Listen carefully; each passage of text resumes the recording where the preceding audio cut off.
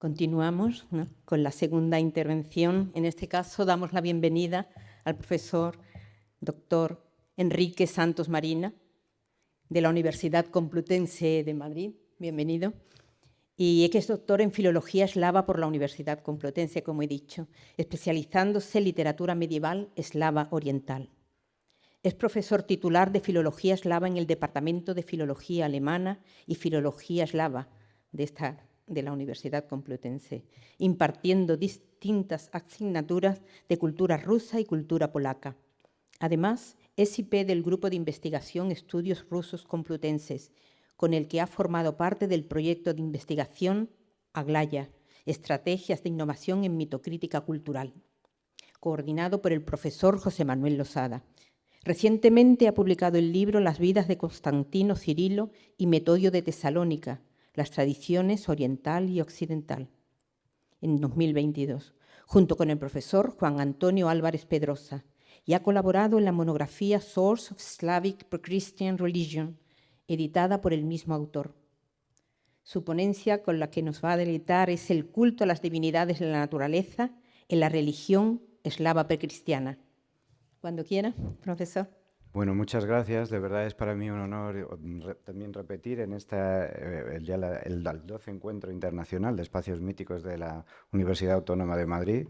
Y bueno, espero contribuir y estar a la altura del acontecimiento.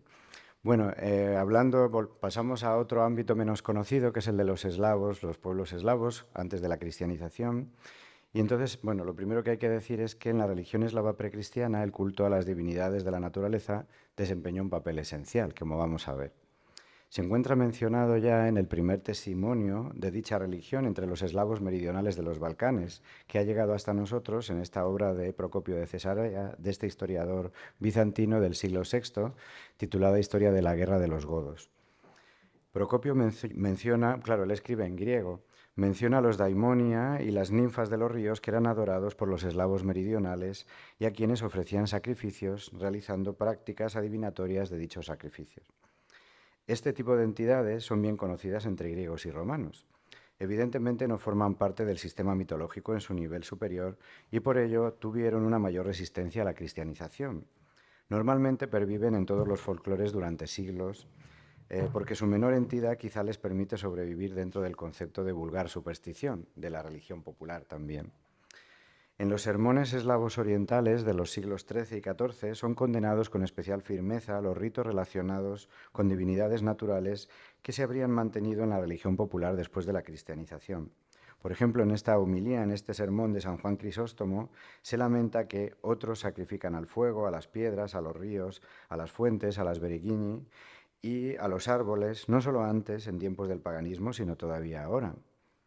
Claro, la referencia a las berigini ha provocado que también se quiera reconocer entre los eslavos la existencia de estas ninfas o espíritus de las fuentes que veíamos entre los eslavos meridionales en el testimonio de Procopio de Cesarea, basándose en la etimología de esta palabra, una de las posibles etimologías, ¿no?, que estaría derivada de birieg o brieg entre las lenguas eslavas, el antiguo eslavo, con el significado de orilla, ribera, aunque, según otra interpretación, otra etimología, también se podría derivar del verbo virigits, que es defender.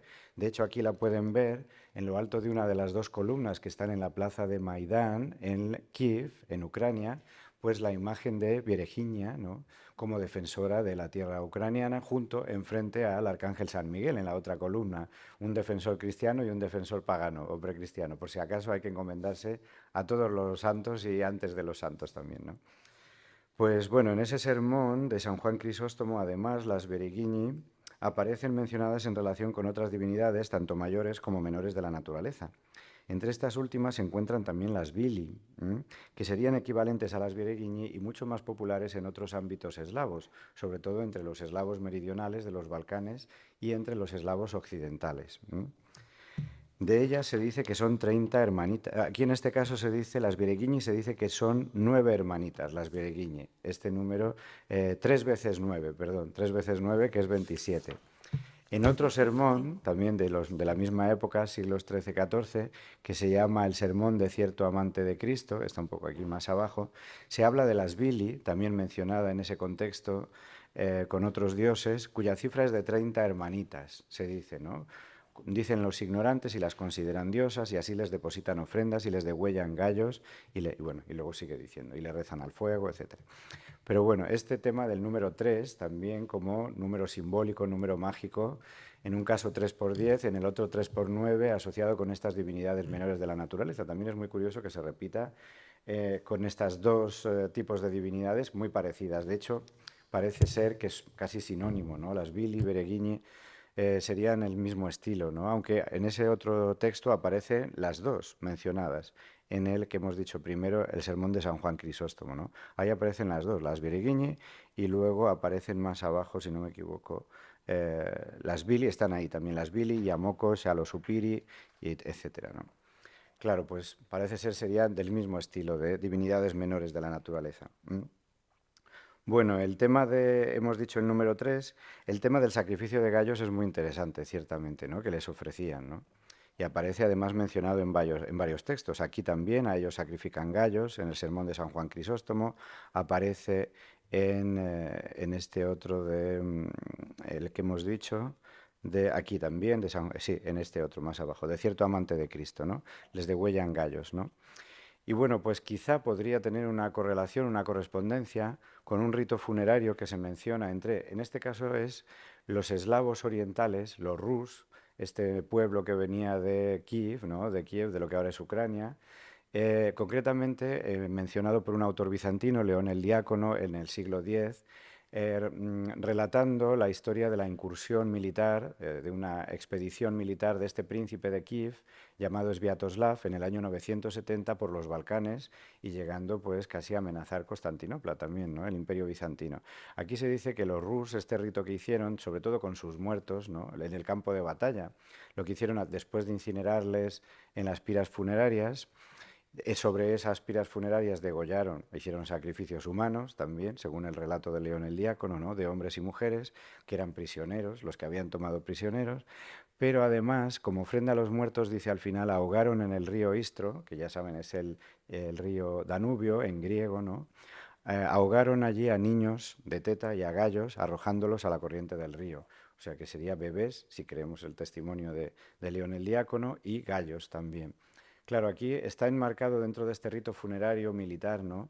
El culto a los muertos, pero el hecho de arrojarlos al río, ¿no? Porque no los degüellan y los echan a la pira funeraria como los otros sacrificios humanos, sino que los echan al río Danubio, que además es un río muy grande, quizá pudiera poner en relación tanto el culto a los muertos como el culto al río, a las divinidades acuáticas, ¿no? Sobre todo si lo relacionamos con esos otros testimonios, esos otros sermones posteriores, en el que se decía que se ofrecía sacrificio de gallos a esas divinidades ninfas acuáticas, ¿no? Es muy interesante porque vamos a ver cómo es un elemento que se va a repetir, esa unión del culto a la naturaleza, a las divinidades de los ríos, y el culto a los muertos. Entre los eslavos parece que estaba unido, íntimamente relacionado, lo uno con lo otro, ¿no? No se puede separar, ¿no? Porque se repite en varios testimonios, ¿no? Bueno, pues de hecho hay otra ofrenda un poco más amable que se menciona en este sermón de cierto amante de Cristo. También a las Bili se ofrecía el corobay. Pues claro, a día de hoy sigue existiendo. Lo interesante es que esto que se menciona en un sermón del siglo XIII-XIV, pues sigue existiendo todavía el corobay como un pan especial que se hace con trenzas, con figuras de animales y se ofrece en ceremonias nupciales, en bodas, tanto en Ucrania como en Bielorrusia, en Rusia y en la parte oriental de Polonia y también en Rumanía a veces, ¿no? Y bueno, pues claro, que tendría que ver, estaría relacionado con el simbolismo de los cereales y del pan para la fertilidad de los esposos en este caso, ¿no? Pero vemos cómo también este elemento, este pan, el corobay, se ofrecía a esas bili, a esas divinidades de los ríos, ¿no? Bueno, es mucho más amable, claro, que los sacrificios de gallos sangrientos, ¿no? O sacrificios humanos, que es todavía peor, ¿no? Pero claro, como sustitutivo es mejor esto, ¿no? El pan que lo otro, ¿no? Bueno, otro gallo canta, nunca mejor dicho, cuando hablamos de los upiri, estos que menciona con todo esto, siempre las menciona junto con las viereguiñi o con las bili en pareja, claro, es un plural, ¿no?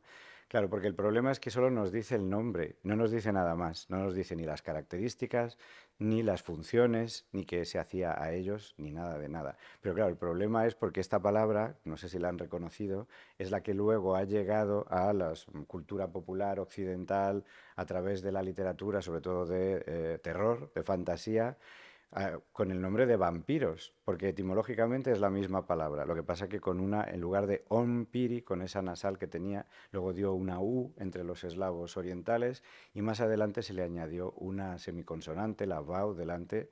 En una evolución fonética perfectamente regular, llegó a las lenguas occidentales, bueno, a todas las lenguas, ¿no? Hoy en día modernas, con la forma de vampiros, estos, ¿no? Y claro, ¿qué se dice de los vampiros? Pues nada, solo se les menciona en estos sermones, además, la que sería la primera mención histórica, en una fuente histórica, de este personaje, estos personajes, ¿no? Se dice simplemente esto de los upiri, las bili, no, aquí se dice, aquí más arriba, sobre los, se dice simplemente a los upiri y a las bereguiñi, bueno, junto con las bereguiñe siempre. Y en otro sitio también se nombraba, en el sermón de San Juan Crisóstomo, a los upiri y a las bereguiñe, siempre como si hicieran una pareja en plural, ¿no? Con esos espíritus de la naturaleza, ¿no? Claro, sobre la etimología de la palabra ompiri o upiri se ha escrito, han corrido ríos de tinta. Desgraciadamente tampoco la etimología y la lingüística no nos sirven porque ninguna de las explicaciones etimológicas es definitiva ni concluyente. No es seguro, se ha hecho derivar del como parecido al griego beber, al turco uber, bruja, bueno, o también los verbos volar o no se sabe. No es seguro qué significa esta palabra, ¿no? Y claro, lo único que podemos estar seguros en el contexto en el que se menciona es divinidades menores de la naturaleza. Y ahí, dentro de ahí, pues queda el vacío y luego el salto hasta la literatura, el folclore, ese folclore, que ahí sí que están historias de vampiros, claro, en todos los países de Europa del Este, claro, y central y del Este, ¿no?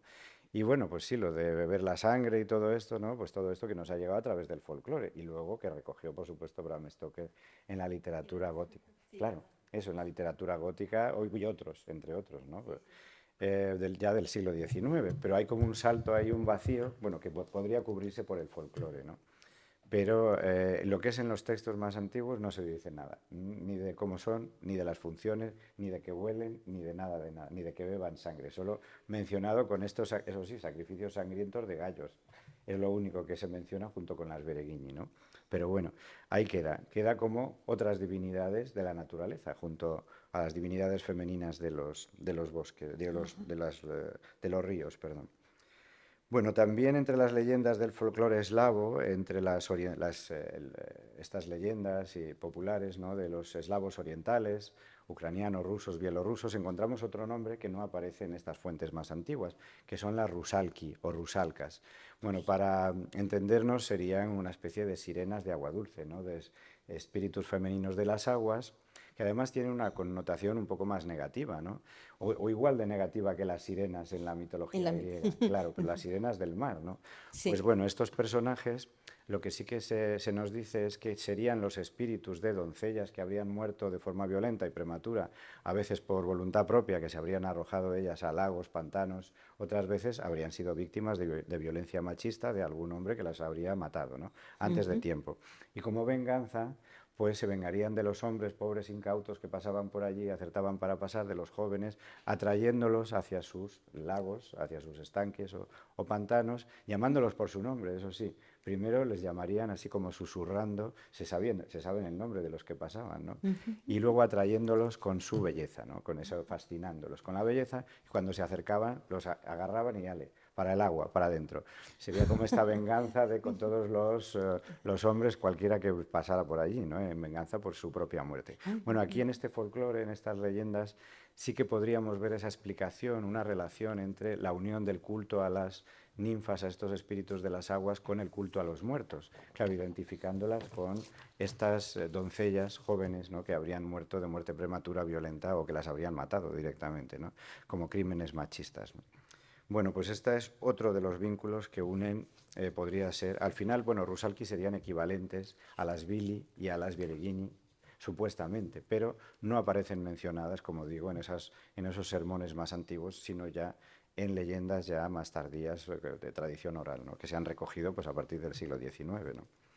Bueno, pues siguiendo un poco con el tema, siguiendo con el rastro de divinidades de la naturaleza vinculadas con el culto a los muertos en el folclore, bueno, no podemos dejar de mencionar a la famosa Baba Yaga, ¿no? A esta la bruja malvada de los cuentos populares eslavos orientales, no solo rusos, sino también bielorrusos y ucranianos, ¿no? Cuyo nombre se ha explicado etimológicamente, podría ser Baba, es la abuela, la anciana, y Yaga se ha explicado etimológicamente como enfermedad. Estaría relacionado también con la salud, la falta de salud, ¿no? En algunos cuentos, como en el de Basilisa la Bella, vamos aquí más adelante, ¿no? Basilisa la Bella, estos cuentos populares recogidos por Afanasiev, ya saben, el etnógrafo más famoso ruso, ¿no? Que se dedicó a recopilar todos los cuentos populares en el siglo XIX, pues nos dice que la choza, la isbá, esta choza campesina de la Baba Yaga, claro. se alza, esa isbusca, se alza sobre esas patas de gallina, que aquí sale en una ilustración, ¿no? De Iván Bilibin, de este ilustrador ruso tan famoso, pues se alzaba sobre patas de gallina y se encontraba en la linde del bosque, justo en el límite, donde empieza el bosque.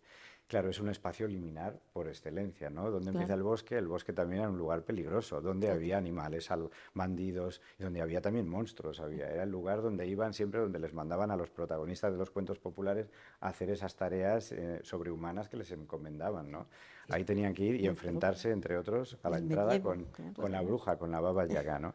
Además había que decir una fórmula mágica, era graciosa porque la puerta estaba mirando hacia el bosque y había que decir la palabra mágica, igual que como lo de ábrete sésamo, pues había que decir isbita, isbita, ponte mirando hacia, deja la puerta y ponte mirando hacia fuera del bosque o algo así, ¿no? Para que se diera la vuelta con esas patas, que tenía esta movilidad, ¿no? La isba, de moverse solo en dos direcciones, ¿no?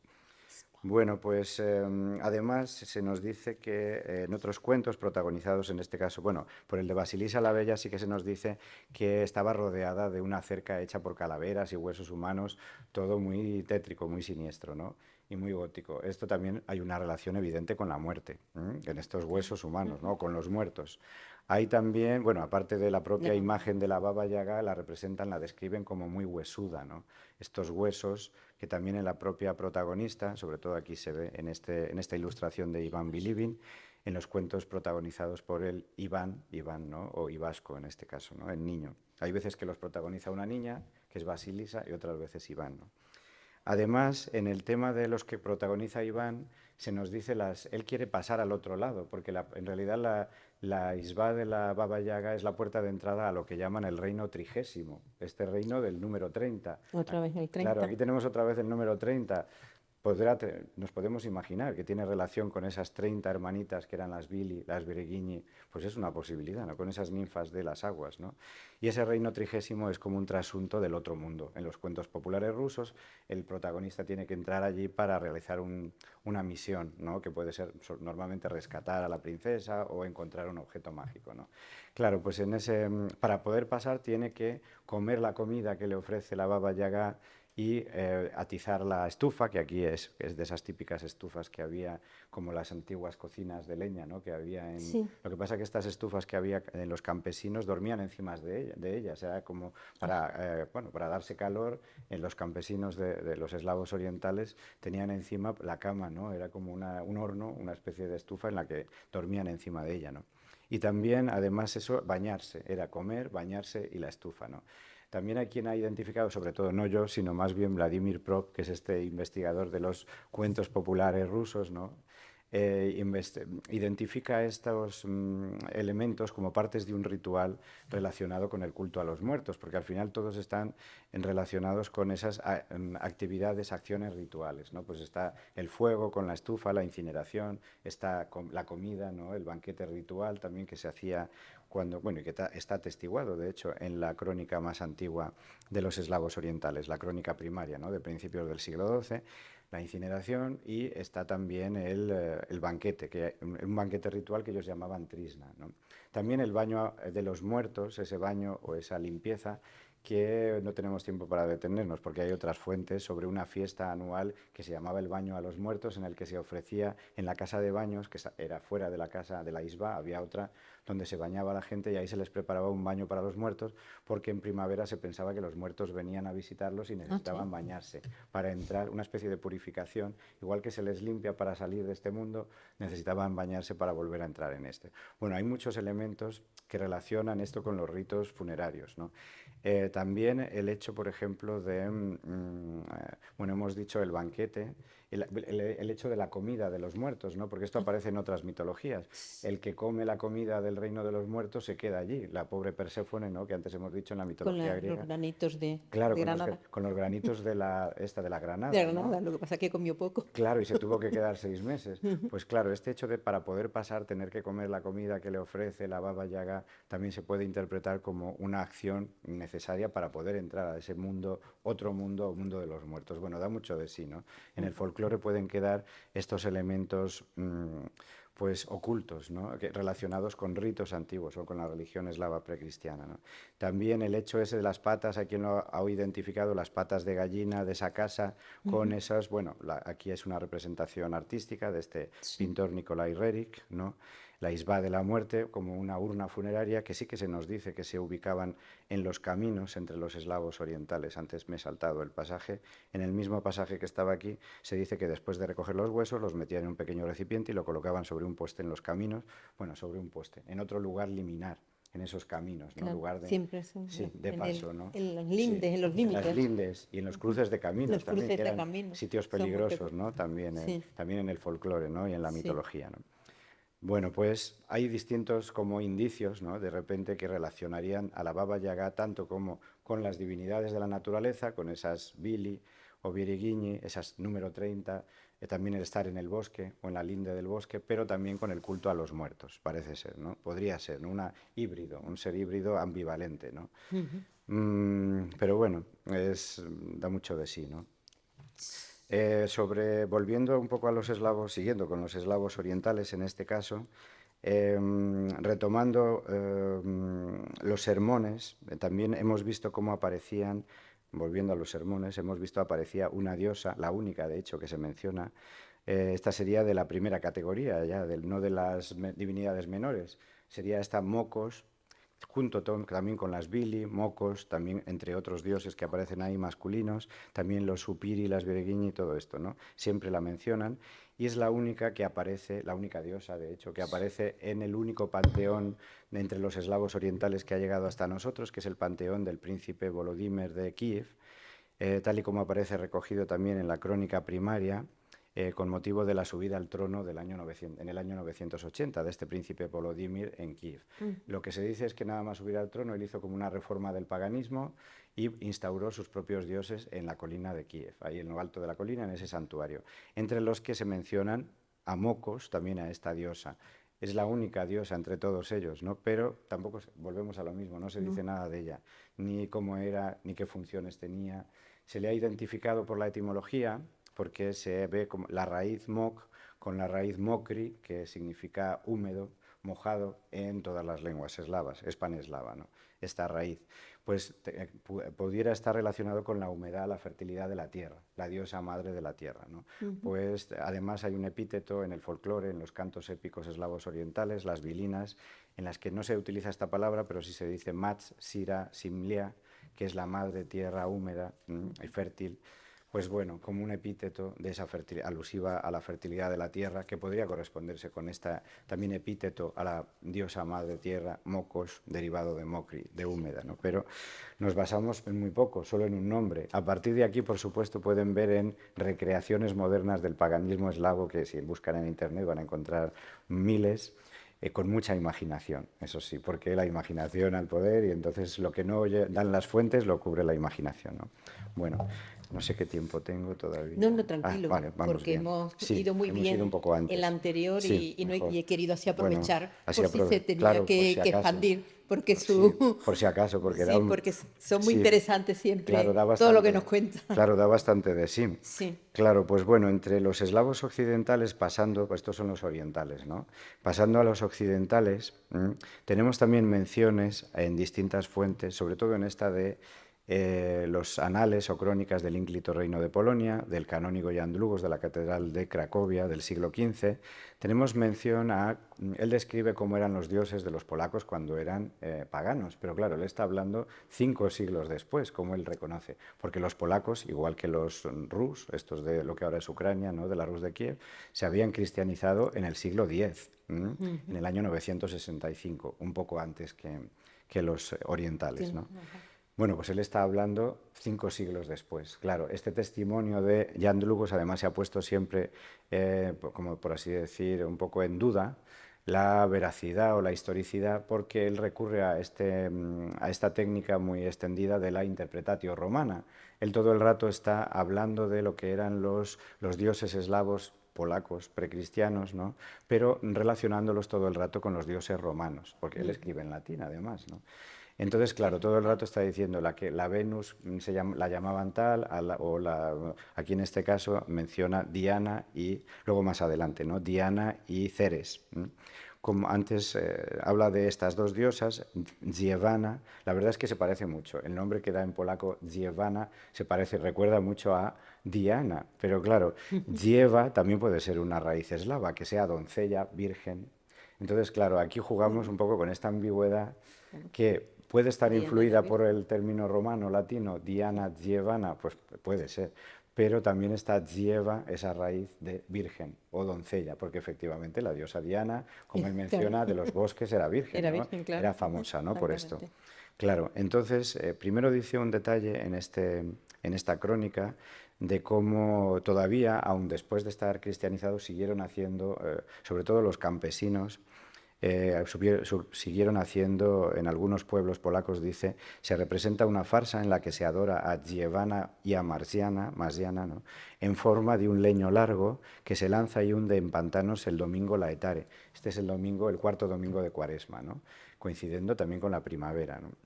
Esto se repite hasta nuestros días, de forma que todavía no ha desaparecido la práctica de esta costumbre antiquísima entre los polacos.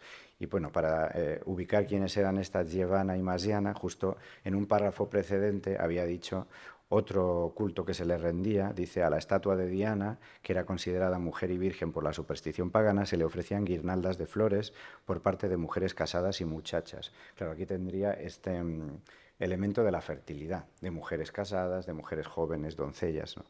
Ceres, decía, recibía culto por parte de los colonos y los que vivían de la agricultura, claro, ofreciéndole abundante grano de trigo en sus sacrificios.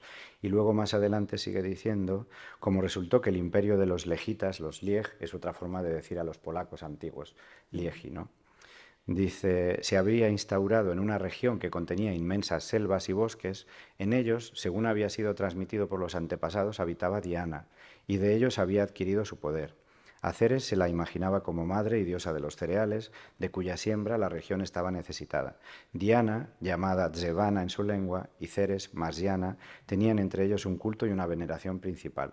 Claro, aquí es cuando primero las llama por el nombre romano, luego las llama por el nombre polaco, eslavo, ¿no?, y luego ya después dice este rasgo ya muy específico, ¿no?, que ahí ya sí que podríamos ver un culto muy particular, esto de tirar el leño al río, no, a un lago, no, dice en los pantanos, ¿no?, también al elemento acuático, ¿no? También se ha interpretado de muchas maneras en el folclore, como una forma justo antes de la primavera, una forma de deshacerse de el invierno, ¿no?, esto que se hace con las hogueras ahora en Valencia, ¿no?, esto de quemar el invierno, los malos espíritus, etcétera. Aquí esto de tirar el palo al lago también se ha interpretado como una forma de decir adiós al invierno para que venga el renacimiento de la primavera, pero aquí asociado con unas diosas femeninas, claro, de la fertilidad, de los bosques, de la naturaleza y de la agricultura. Y eso sí, con el medio acuático, echándolo a un lago. En lugar de hacer un fuego, pues echando un palo al agua. Elemento, claro. Eso, claro, echando el palo al agua, así, ¿no? Como una efigie, como si fuera un muñeco también hecho en un tronco, ¿no?, que es como estaban hechos, de hecho, los ídolos de los eslavos, la mayoría, ¿no?, en madera. Por eso no se han conservado casi ninguno, ¿no? Y bueno, también hay que decir que cuando el príncipe polaco se convirtió al cristianismo, ordenó tirar todos los ídolos a los lagos y a los pantanos, precisamente, y echar encima piedras para que no flotaran. Entonces, eso lo recoge también Jan Dlugos, ¿no? Él hizo una orden de que en marzo, además, echaran todos los ídolos a los pantanos para deshacerse de todos ellos y dejaran de venerarles, ¿no? Y bueno, pues no sé si habría alguna relación también con esto. Bueno, aquí tenemos este paralelismo. También hay otras menciones en otros textos eslavos occidentales y polacos, ¿no? Bueno, en este homiliario de Aupatovice, que es checo, del siglo XII, ¿no? Dice que tampoco de ningún modo, bueno, se prohíbe hacer sacrificios a ningún animal, ni a los árboles, ni a las fuentes. De hecho, Cosme de Praga, en el territorio de los checos, de lo que ahora es la República Checa, ¿no? De la antigua Bohemia, al escribir esta crónica de los bohemios en el siglo XII, también él relata un mito fundacional del antiguo rey Krok, que llama el rey Krok, ¿no? El primer rey de los bohemios, ¿no? Que tuvo 3 hijas, las 3 con características sobrenaturales, míticas, ¿no? Como el don de la profecía, el don que ahora diríamos de la magia, el don también de distintos dones, ¿no? Y dice que una de ellas, dice Tezca, la segunda hija, dice desconocedora de varón, virgen, por lo tanto, ¿no? Mujer perspicaz que a partir de su nombre edificó la fortaleza de Tezin, bueno, se identificaba con un lugar histórico, ¿no? Dice, bien sólida por la naturaleza del lugar, en lo alto de una peña abrupta junto al río Msa. Bueno, dice, ella enseñó al pueblo estúpido e ignorante a adorar y venerar a las oréadas, dríadas y amadríadas e instituyó toda una religión supersticiosa y sus sacrílegos ritos. Y así todavía hoy muchos aldeanos, igual que los paganos, uno venera las aguas o los fuegos, otro adora los bosques, los árboles, las piedras, otro sacrifica a los montes o a los collados, ¿no? Bueno, pues en realidad el cita hace lo mismo de la interpretatio romana o interpretatio hebraica, porque está utilizando los nombres de ninfas griegas, ¿no? De las oréadas, dríadas, claro, Maribal de todas. Claro, habló de todas ellas, ¿no? Que si no me equivoco son ninfas de los bosques, de los montes, también, bueno, de la y de los árboles, y de los árboles, claro. Y las dríadas. Claro, pues claro, él está utilizando aquí lo mismo que hacía el otro, Jan Dlugos, pues esta interpretatio hebraica, ¿no? Hablar de los mitos griegos, que también son los más populares, quizá también por darle vamos a decir, esa legitimidad o esa altura, para darle categoría, vamos a decir, a esa mitología checa o bohemia de la que él está contando, ¿no? De ese rey Krok y sus 3 hijas, una de ellas que enseñó a adorar a estos espíritus de la naturaleza, ¿no? Ella también virgen, en referencia con los bosques, con las ninfas, con la propia Diana, posiblemente, no sabemos, ¿no?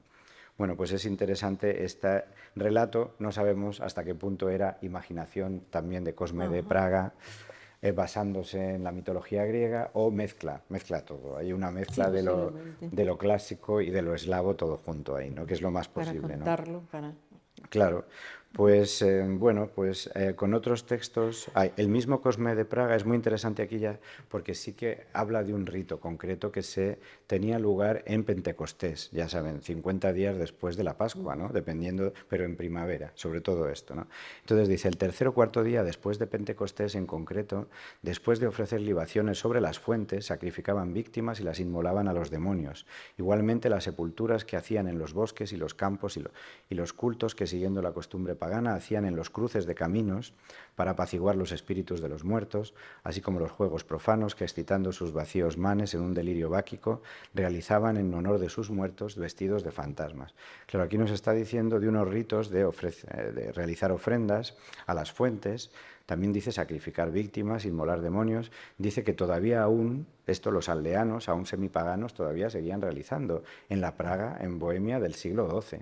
También esto se mantuvo en la religión popular, si creemos el testimonio de Cosme de Praga, ¿no? Varios siglos después de la cristianización. Esto es algo común en todas las áreas eslavas, ¿no? Bueno, pues aquí además otros elementos interesantes que implicaban estos ritos, además de los sacrificios, de las libaciones en las fuentes, los sacrificios, dice, las invocaciones, en las sepulturas que hacían, donde enterraban a la gente, dice, en bosques, en campos y sobre todo esto de los...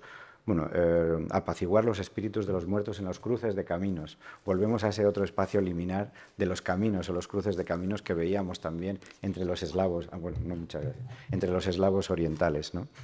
Y además dice que incluían juegos profanos y y luego eso de como una especie de representaciones, eso de vestidos de fantasmas, porque esto se va a repetir en otras. Además, él escribía en latín, Cosme de Praga, él habla de larvae, como para referirse a los fantasmas, con este nombre latino, ¿no? Bueno, con disfraces, incluían juegos, incluían representaciones, disfraces, vestirse de espíritus de los muertos, supuestamente. Esto que ahora se hace en Halloween, sí, con la tradición celta, unida a la cristiana, sí, ¿no? Antes del Día de los Muertos, el 31 de octubre, pues aquí parece que lo hacían en primavera. Y esto se repite en otras fuentes. Festividades relacionadas con el culto a los muertos en primavera, tanto coincidiendo con la Pascua como con Pentecostés, como dice aquí. Pero lo de Pentecostés vamos a ver que se va a repetir en muchas fuentes, ¿no? Se repite, por ejemplo, aquí entre los polacos, en esta carta del Papa Inocencio III al arzobispo de Gniezno, dice, de 1207, dice, en el que le recrimina porque la gente sigue haciendo estas cosas, en las iglesias incluso, dice, representaciones teatrales en las mismas iglesias, y no solo para la contemplación de los que se divierten, introducen en ellas máscaras de fantasmas, otra vez larvae, sino también en las 3 festividades del año litúrgico que siguen a la Natividad de Cristo, las fiestas posteriores a la Navidad, ¿no? En el año litúrgico, pues claro, incluyen la Pascua, pero también Pentecostés después, ¿no? No cita exactamente la palabra Pentecostés, pero sí 3 fiestas del año litúrgico después de Navidad, ¿no? Que incluiría la Epifanía, la Pascua, yo creo, no creo que había más, y luego la de Pentecostés. En otros textos polacos posteriores, ya del siglo XV, siguen repitiéndolo en estos estatutos sinodales de Cracovia. Por ello prohibimos que en tiempo de Pentecostés tengan lugar cánticos paganos en los que se invoca y se venera a ídolos. Pues lo seguirían haciendo a principios del siglo XV. En estos sermones polacos también del siglo XV, también hay quienes en los días de Pentecostés hacen fiestas con nombres de demonios paganos, o quienes no quieren dormir bajo techo, o no hablan con nadie, o caminan con pies descalzos como si no pudieran salvarse de otra forma. Estos ritos, estas costumbres quizás asociadas con el culto a los muertos, ¿no? Ese nombre de demonios paganos, dice, ¿no? O que no hablan con nadie, se encierran, caminan con pies descalzos. Esto es raro, ¿no? Esto, bueno. Aquí, volviendo otra vez al Jan Dlugos del siglo XV, también habla de Pentecostés, aunque un rito muy diferente, lo que parece un rito de fecundidad, no relacionado con el culto a los muertos, pero sí una especie de fiesta que denominaban en Pentecostés, que denominaban estado, que en las lenguas eslavas significa, aquí dice grupo, lo que dice el propio Jan Dlugos, aunque más bien está relacionado con grupo de ganado, porque se relaciona más para denominar al rebaño, esta palabra, ¿no? Pero dice, grupos de personas se reúnen para celebrarlo, divididos en cuñas o grupos, lo celebran con mentes exacerbadas y sediciosas, entregados a toda clase de placeres, vicios y orgías, lo que parece un rito, claro, de fecundidad, todo esto, ¿no? El estado, coincidiendo con Pentecostés. Hay también otras menciones en estatutos de las provincias polacas asociado con ídolos cuyo nombre cita, aunque no aparece en ningún otro sitio este nombre. Ídolos, Lado, Ileli, Yasa y Tía. Lado y Leli parece en el folclore sí que se han mantenido. De hecho, se identifica una diosa madre o diosa de la naturaleza, se la identifica entre los eslavos como diosa Lada, como el famoso coche ¿no? Ajá. La marca de coche. Ah, ¿verdad? Sí, aquí habla de... Claro, aquí habla de Lado. Pero claro, no hay más que esta mención, ¿no?, de lo que hacían en esta fiesta de Pentecostés entre los polacos, ¿no? Quizás se pueda corresponder con la que menciona Jan Dlugos, esta Zizilelia, Lelia, con esa Ileli, a la que él vincula con la diosa Venus. Esto con la interpretatio romana, esa diosa polaca, Zizilelia, claro, volviendo a la interpretatio romana, ¿no?, a la que decían creyendo la diosa de los matrimonios, la fecundidad, etcétera, ¿no? Y también otros ídolos en Pentecostés, entre los polacos, en ese apostilla de Leusita polaco del siglo XV, al lado, otra vez en lugar de lado, al lado le ponen una adelante, quizá como para, es una corrupción de la palabra, está deformada, ¿no? Una mala interpretación latina, escribían en latino, al lado, Garcina, Yese, en lugar de lado, Ileli, Yasa. Algo se parece, ¿no? El día de sus calendas, dice, de Pentecostés, ¿no? Dice, ya que las muchachas que en todo el año, relacionado con las muchachas, ¿no? Dice, las muchachas que en todo el año no acuden a la iglesia a adorar a Dios, en esa época suelen acudir para adorar a los ídolos. Y esto en el siglo XV, claro, era algo serio, que todavía se siguiera haciendo estas cosas. Bueno, parece que entre los eslavos orientales estas fiestas relacionadas con Pentecostés, que hemos visto entre los eslavos occidentales, entre los meridionales de los Balcanes y los orientales, han recibido otro nombre, la Rusalnaya Nidielia, la Semana de las Rusalias, o simplemente Rusalias, aunque también se ha denominado como Semik. Semik, entre los eslavos orientales, ¿no? Entonces, bueno, hay distintos textos sobre las rusalias. De hecho, parece que este término está tomado del griego, de una festividad antigua también grecolatina, ¿no? Porque, de hecho, la primera mención entre los eslavos de este autor, Teodoro Balsamón, del siglo XII, dice: tal fiesta, la celebración romana de las calendas, es abominable, y también las llamadas rusalia, que tienen lugar después de la Santa Pascua por impía costumbre en las tierras exteriores. Claro, ¿cuáles son estas tierras exteriores? Las de fuera del Imperio Bizantino, que es donde escribía, donde estaba este Teodoro Balsamón en el siglo XII. Claro. Pues ¿quiénes eran? Los eslavos que estaban allá fuera del Imperio Bizantino, búlgaros, etcétera, serbios, las rusalias, ¿no? Hablan de aquí, ¿no? En esas tierras exteriores. También otro autor posterior, un siglo después, Demetrio de Comatia, en esta obra de Miscelánea, ¿no?, habla sobre la rusalia en una de las preguntas, en la que describe además una costumbre y algo que tiene más en detalle el rito que hacían, ¿no? Como en el que tenían lugar juegos, bailes, danzas y sobre todo la música, ¿no?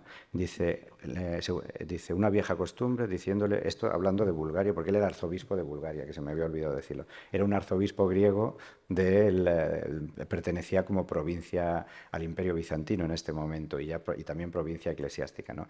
Pues el arzobispo, que era griego, Demetrio de Comatia, critica, condena que se sigan haciendo estas cosas, y que además llevan a veces a, como antes se decía del carnaval, que conducía a desórdenes, incluso a delitos. Incluso aquí se habla de un asesinato por un tema de que van a pedir a queso unos jóvenes que participaban en estas fiestas, y al final no se lo quieren dar y acaban acuchilladas puras, limpias, ¿no? Entonces, pero dice, antes de llegar al asesinato, esta parte ya de los desórdenes públicos, pues dice, en la vieja costumbre llamada rusalia, según la cual en la semana después de Pentecostés se reunían los jóvenes, se iban por las aldeas del país y por ciertos juegos, bailes, danzas báquicas y zafias representaciones teatrales, pedían para beneficio suyo dádivas de los que en él habitaban. Iban pidiendo por los pueblos, ¿no? Es en ese contexto festivo de una fiesta pagana, en teoría, ¿no?, pues que piden queso, dice, a un ganadero, a un redil de ganado, y como no se lo quiere dar el ganadero, pues le matan ahí mismo, ¿no? Esta historia con el cuchillo, ¿no? Bueno, también para criticar estas fiestas que conducían a estos desórdenes y delitos, ¿no?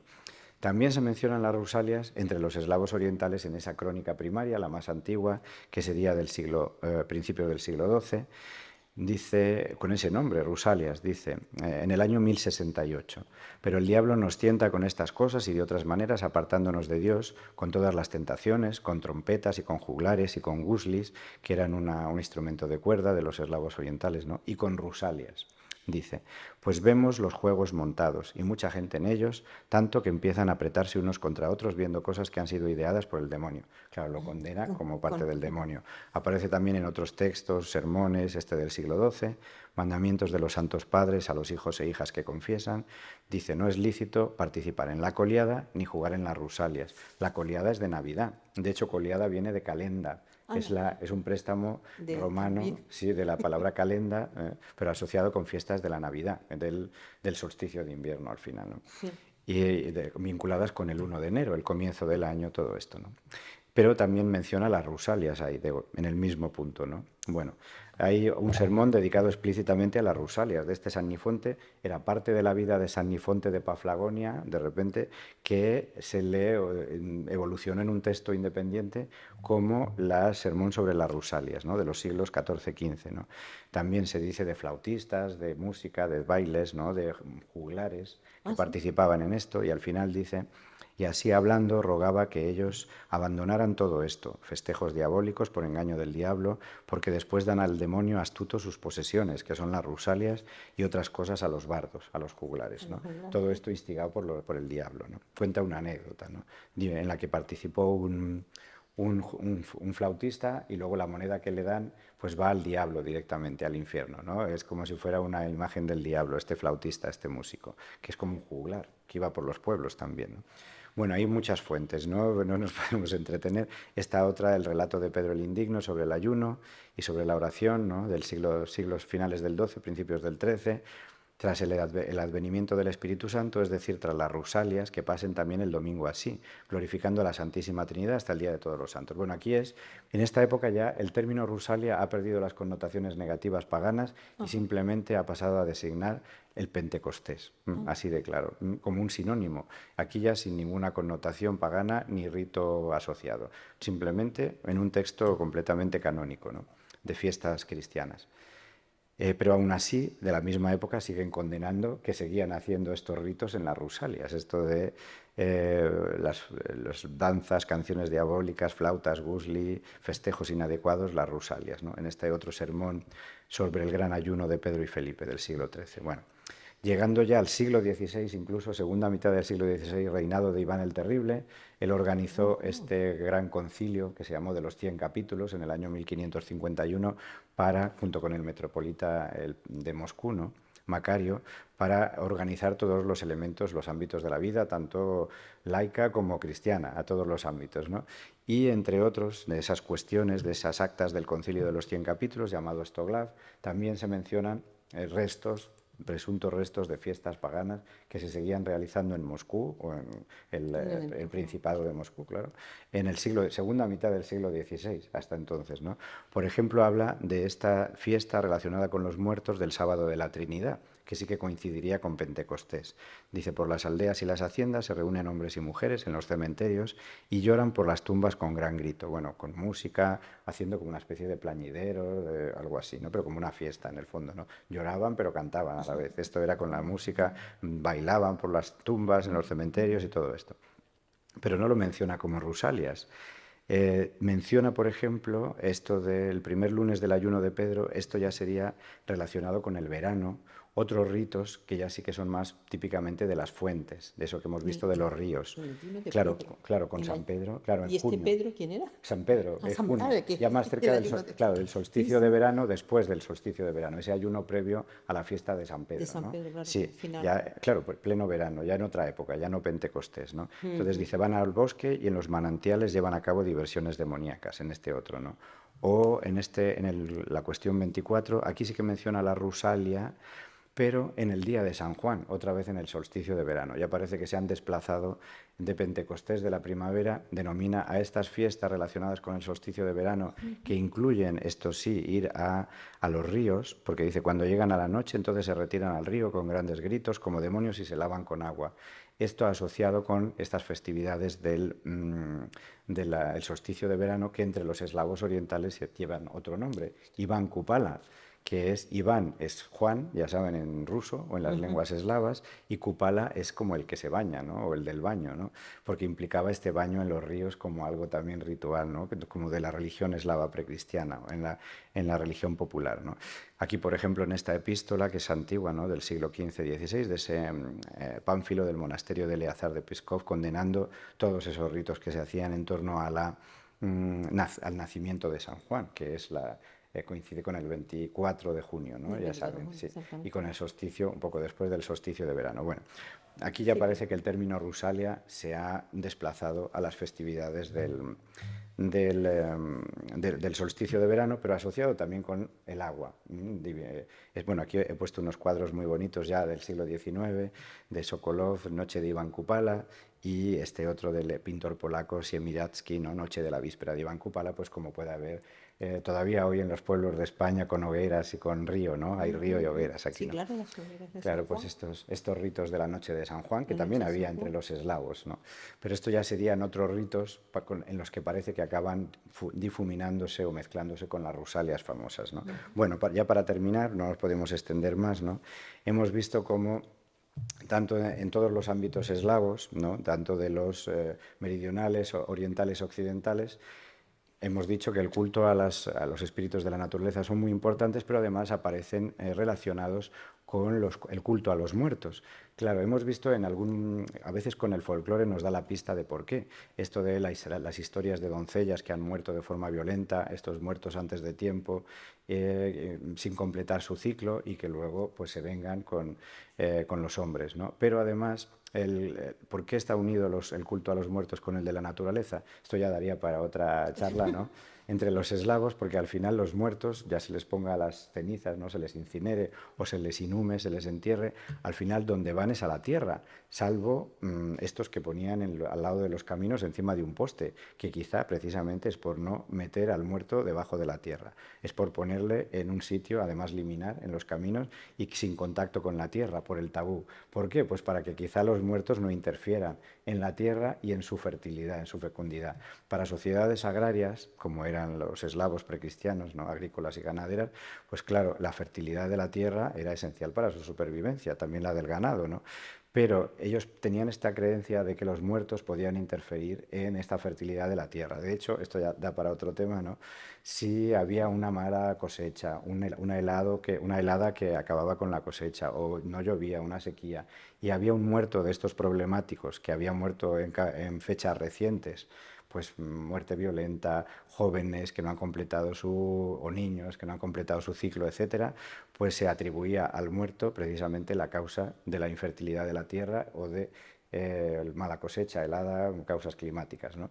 Y ahí se practicaban otros ritos sobre ese muerto, ¿no? De hecho, en el siglo XV en Moscú está atestiguado pues, de hecho, sacar el muerto y tirarle lo más lejos posible o cosas así, ¿no?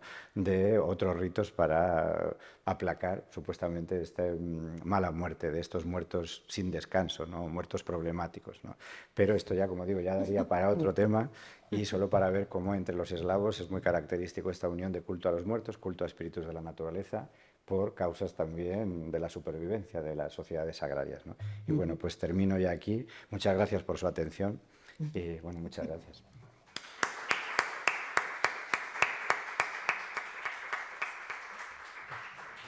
Gracias a ti porque realmente interesantísimo todo lo que nos cuenta, porque por lo general siempre estamos más, o bueno, el conocimiento sobre los mitos y las mitologías griegas y romanas, ¿no? y demás, ¿no?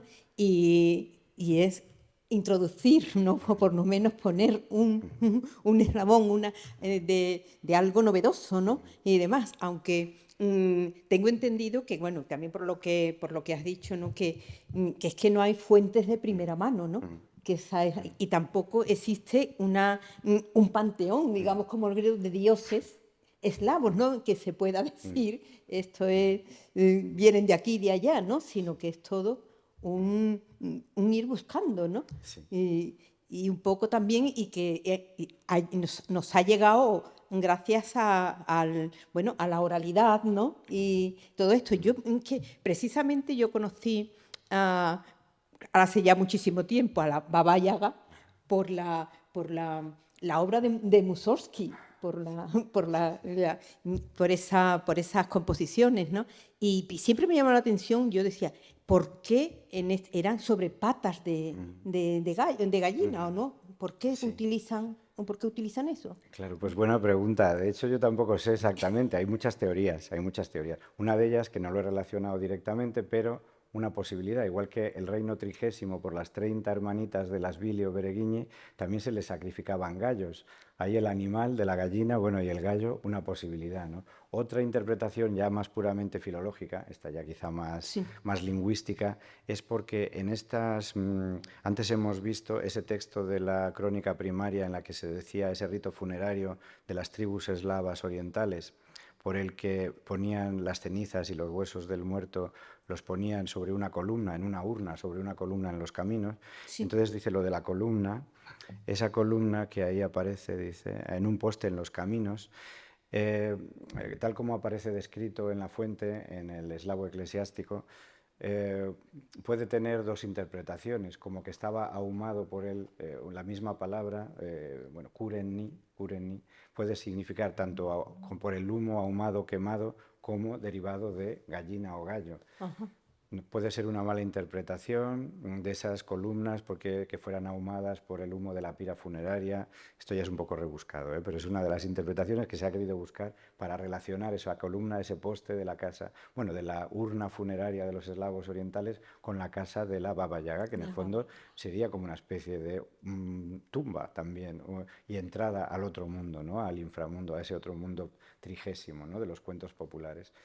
Pues hay muchas teorías, pero no se sabe. No se sabe, quizá por esa vinculación de los gallos o las gallinas con el otro mundo. Hay otra que tampoco tiene explicación, ¿no? Si no me equivoco, pero eso ya de la griega, ¿no? Cuando Sócrates, ¿no? Cuando antes de morir, de tomar la cicuta, ¿no? Dice, pagad un gallo a Asclepio, ¿no? Llevadle un gallo a Asclepio como un sacrificio. Y Asclepio, que es el dios de la salud, ¿no? Es el de la... Claro, sí. Claro. ¿Y por qué pidió que le pagaron un gallo en sacrificio a Asclepio si es el dios de la salud y él se iba a matar con la cicuta? Pues es otros pasajes, ¿no? Misteriosos. Ahí también, y irónico. Sí, implica el gallo. Los gallos tienen que ver, por ejemplo, ahí las patas de gallina aparecen siempre la figura del gallo asociado con figura solar, con el culto al sol, porque claro, los gallos cantan, anuncian la salida del sol.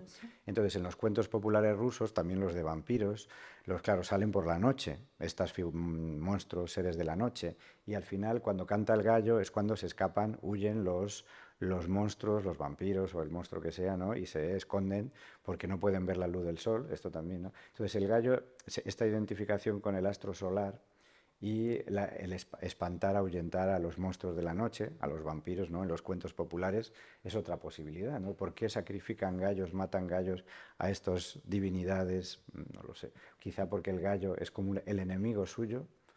Y bueno, ya llevándolo aquí a la Baba Yaga, ¿por qué vive en una casa de patas de gallina? Pues no lo sé. Estos son motivos del folclore, pero quizá relacionado con todo este culto a las divinidades de la naturaleza que implicaba los gallos como elemento solar en este caso, el sol enemigo de los de la noche, ¿no?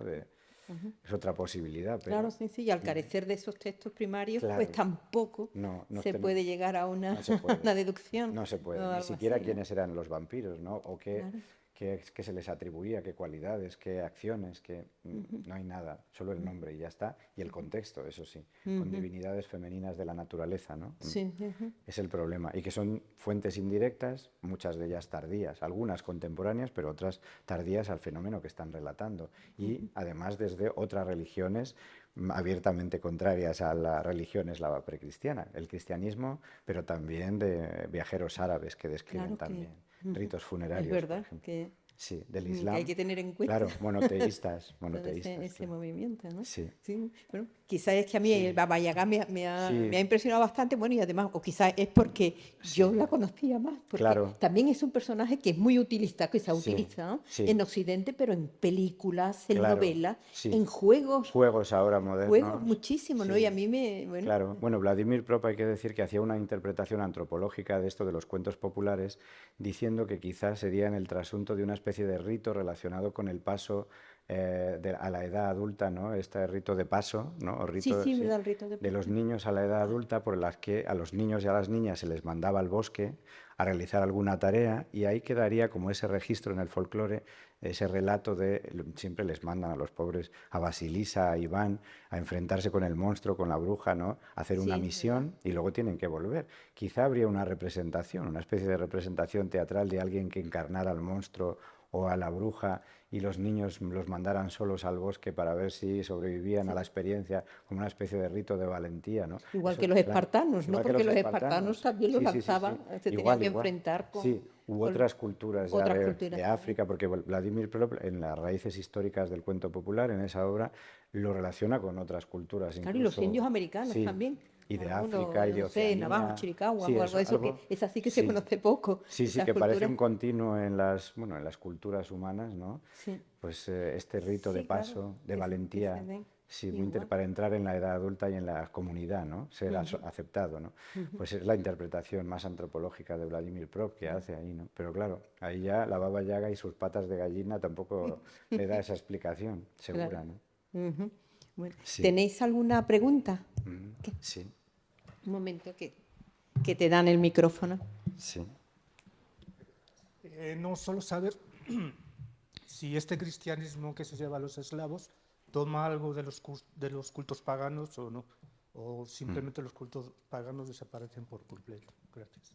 Sí, muchas gracias. También, bueno, me alegra esa pregunta. De hecho, parece más en la religión popular, en el cristianismo popular, pues de los campesinos sobre todo, ¿no? Pero sí que se da algo parecido al sincretismo, no con algunos ritos que de hecho iban en contra de los ritos cristianos, como por ejemplo ese del baño de los muertos que se hacía en la Pascua antes justo en la Semana Santa, ¿no?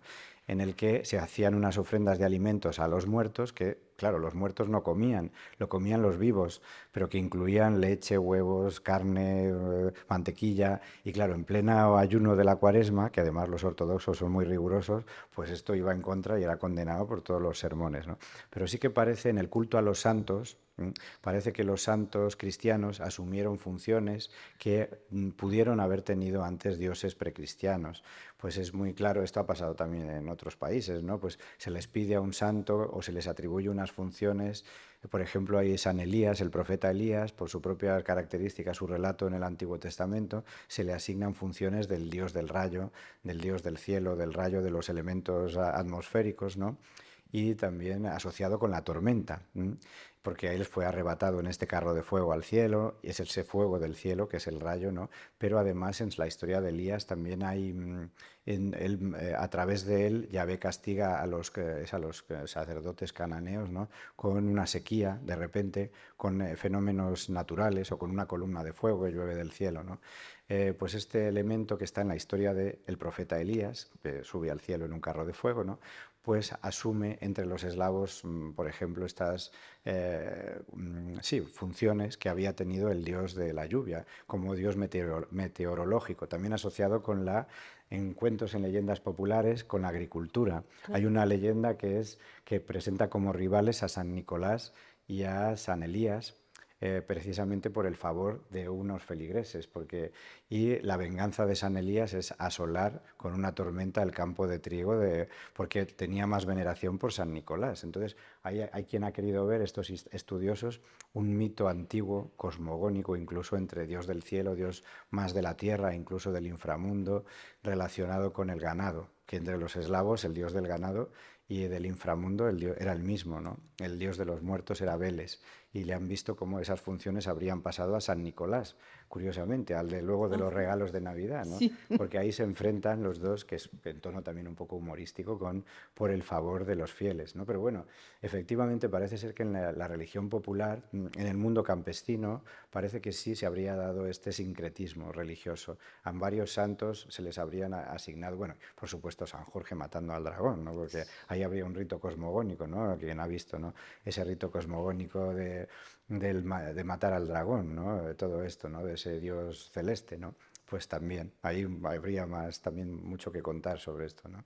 Sí, pues efectivamente, podría haber sido esto. Pues gracias. Nada. Bueno, sí. Tenemos a muchos online, ¿no? Y lo están viendo por internet, sí. Hay muchos participantes y Carlos Cordero, ¿no? Que siempre nos sigue, pues dice que buenísima conferencia, sí, felicidades. Bueno. Y Ismael Pérez, que va a participar durante esta tarde, ¿no? También lo dice así, interesantísima conferencia, enhorabuena. Y además nos añade algo sobre Sócrates y Asclepio. Sí, Asclepio. Respecto a la cuestión del gallo, en palabras de Sócrates, unos creen que la oferta al dios Asclepio confirma su piedad, desmintiendo así al tribunal ateniense que lo condenó a muerte por no creer en los dioses de la ciudad. Otros argumentan que, puesto que Asclepio es el dios de la medicina, Sócrates reconocía la curación de su alma, que al liberarse del cuerpo con la muerte alcanzaría su plena salud. Hay también quien cree que estaba agradeciendo al cielo la salud recobrada de algún amigo enfermo. Mira, claro. Pues, muchas gracias. Muy interesante. Ismael, sí. Muy interesante. Muchas gracias. Sí. Bueno, pues sí, yo creo que hasta aquí hemos llegado con la conferencia de profesor, ¿no? Y vale, pues muchas gracias de nuevo, ¿no? Sí. Y gracias.